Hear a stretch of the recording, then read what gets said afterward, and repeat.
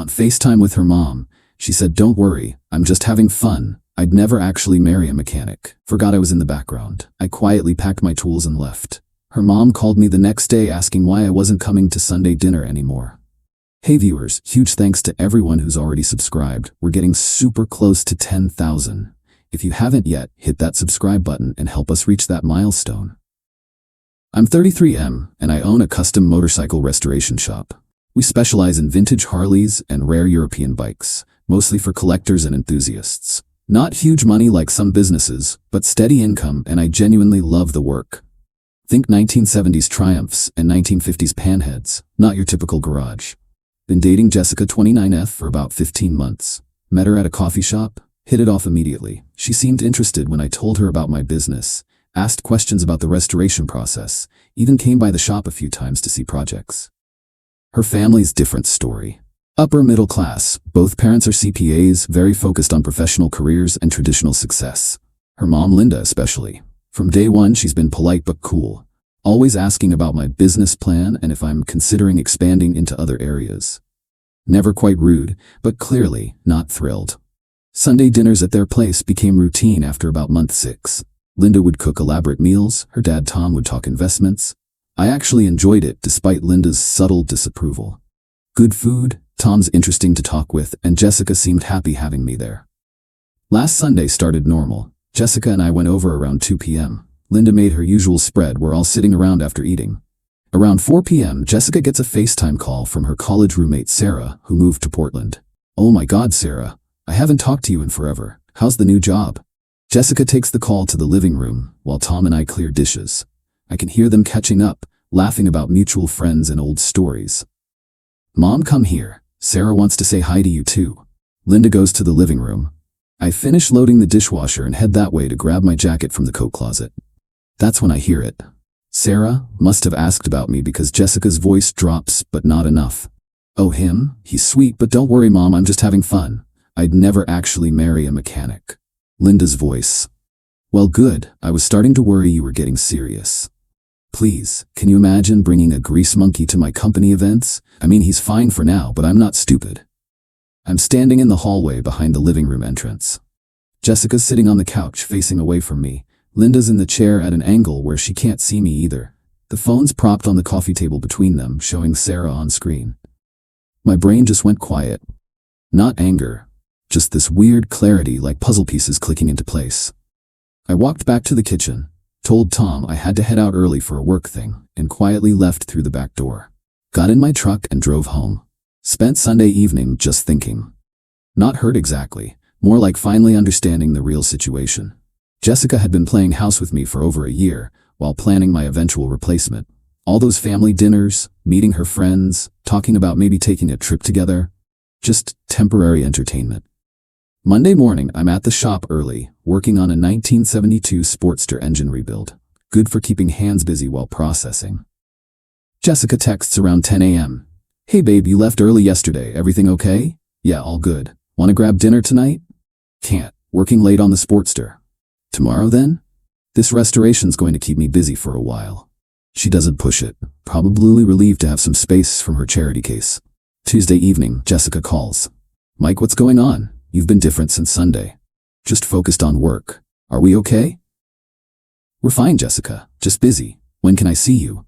"I'll let you know when this project's done." She hangs up confused, but I'm not ready for the conversation yet. Need to handle some practical things first. Wednesday, I start quietly removing my stuff from Jessica's apartment. Basic tools I kept there for emergencies. Socket set, multimeter, jumper cables. Things I'd brought over during 15 months of fixing her car problems and helping with moves. Thursday, I update my emergency contact information at the bank and insurance company. Had listed Jessica a few months back when she offered after I mentioned not having family nearby. Seemed practical at the time. Friday morning, Linda calls me. First time she's ever called directly. "Mike, honey, Jessica mentioned you two had some kind of disagreement. What happened?" "Interesting. Jessica told her we fought but didn't say what about." "No disagreement, Linda. Everything's fine." "Well, good. We missed you at dinner Sunday. You're coming this weekend, right?" "Actually, I'm going to be tied up with work for the foreseeable future."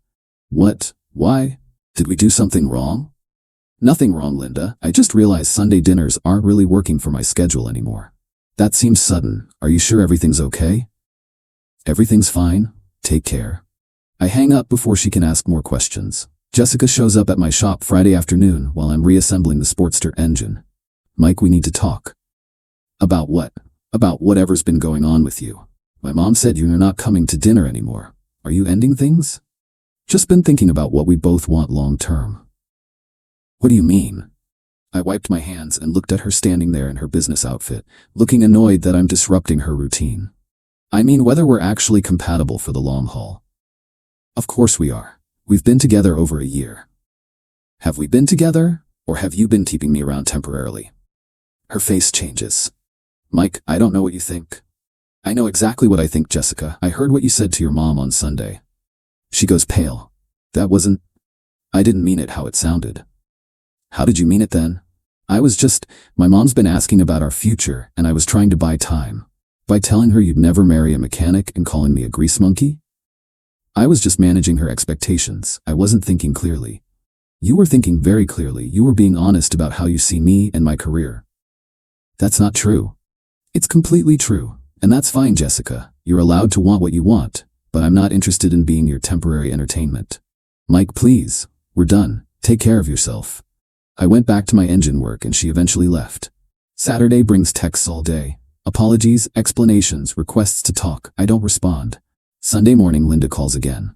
Mike, what happened? Jessica's been upset all weekend. Did she tell you what she said on her FaceTime call? She said you overheard something and misunderstood it. Linda, I heard your daughter tell her friend that she'd never marry a mechanic and wouldn't bring a grease monkey to work events. There's nothing to misunderstand. Long silence. She was talking about you? She was talking about me to you. You were part of the conversation. Another silence. I remember that call now. I thought she was speaking hypothetically. She wasn't. Mike, I had no idea you heard that. Now you do, and now you know why I won't be coming to dinner anymore. The conversation ends awkwardly. Linda sounds genuinely surprised, which tells me Jessica's been spinning the story.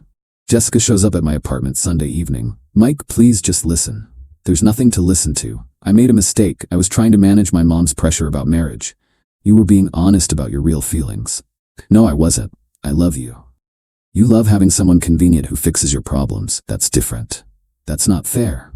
Fair? You spent 15 months planning to trade up from me and got caught saying it out loud. She starts crying, but I'm past caring.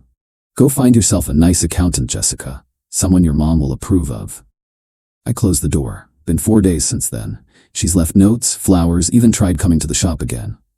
I told my employee Jake not to let her pass the front office area. Her friends have been messaging me about being stubborn and unforgiving. But this wasn't a momentary mistake. This was her real opinion about me and my work. Said when she thought I couldn't hear it. I'm not angry. Just done wasting time on someone who saw me as a placeholder while she looked for someone better. Back to building bikes for people who actually appreciate the work. Update 1 week later. This week's been educational. Thanks for the comments and support.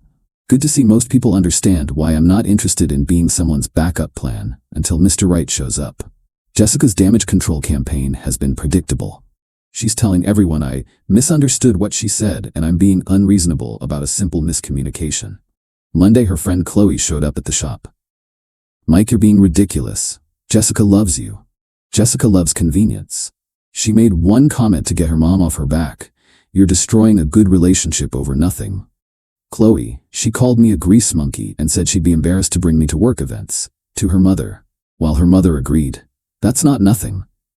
She was frustrated and said something stupid. She said something honest when she thought I couldn't hear it.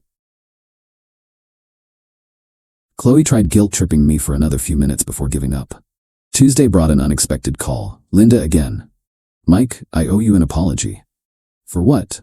For my attitude toward you. I had a long talk with Jessica yesterday about what happened. Okay? She tried to blame it on me, said I'd been pressuring her to find someone more professional and she was just telling me what I wanted to hear. And?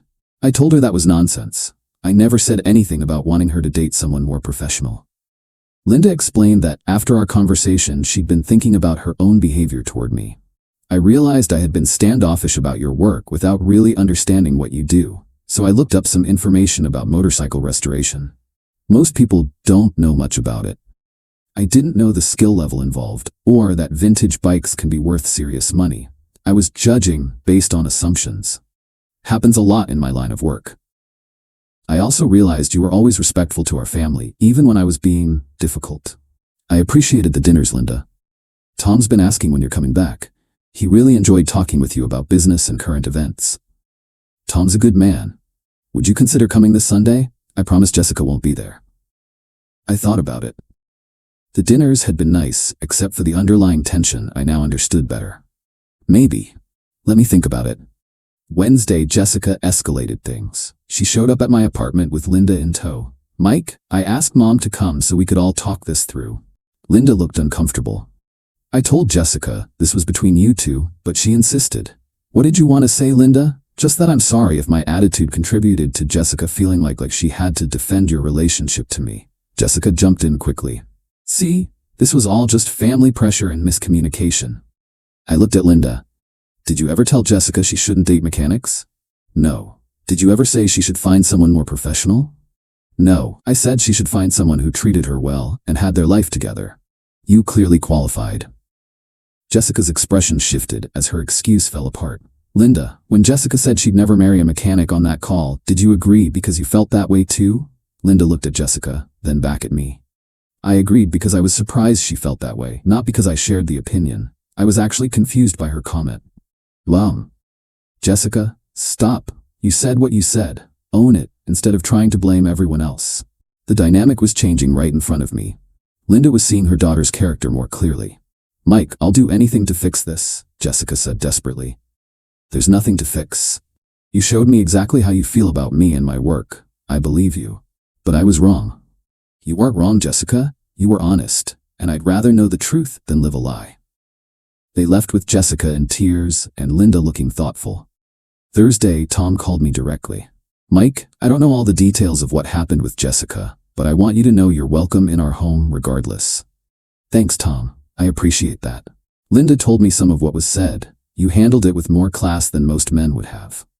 No point in making a scene. You thinking about coming to dinner Sunday? Yeah, I might. Linda apologized and it seemed genuine. Good, I'll have beer ready. Friday brought Jessica's most desperate move yet. She showed up at the shop with a ring box. Mike, I want to marry you. Jake and my other employee were both working and stopped to watch this unfold. Jessica, what are you doing? I'm proposing. I bought this ring to prove how serious I am about us. You bought yourself an engagement ring. I wanted to show you I'm ready to commit.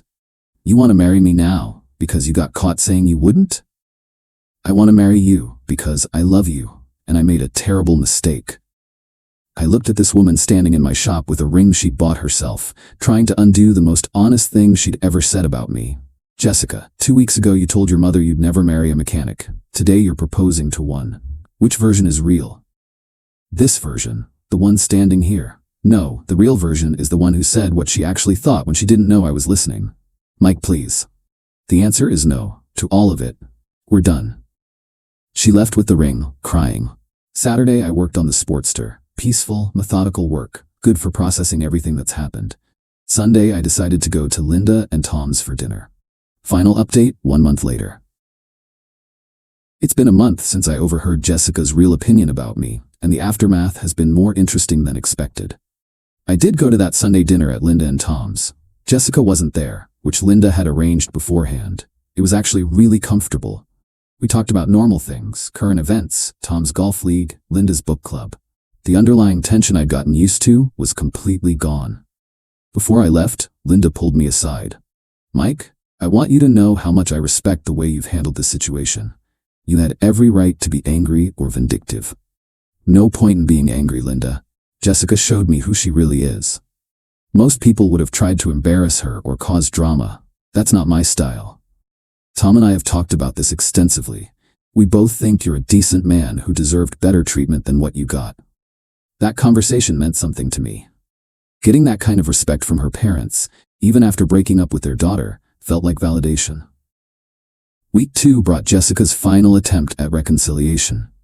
She came to the shop with what she called a business opportunity. Mike, I want to invest in your shop, help you expand.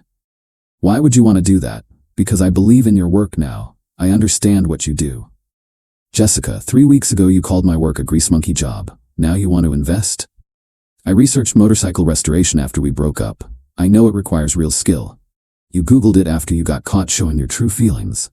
I'm trying to make things right.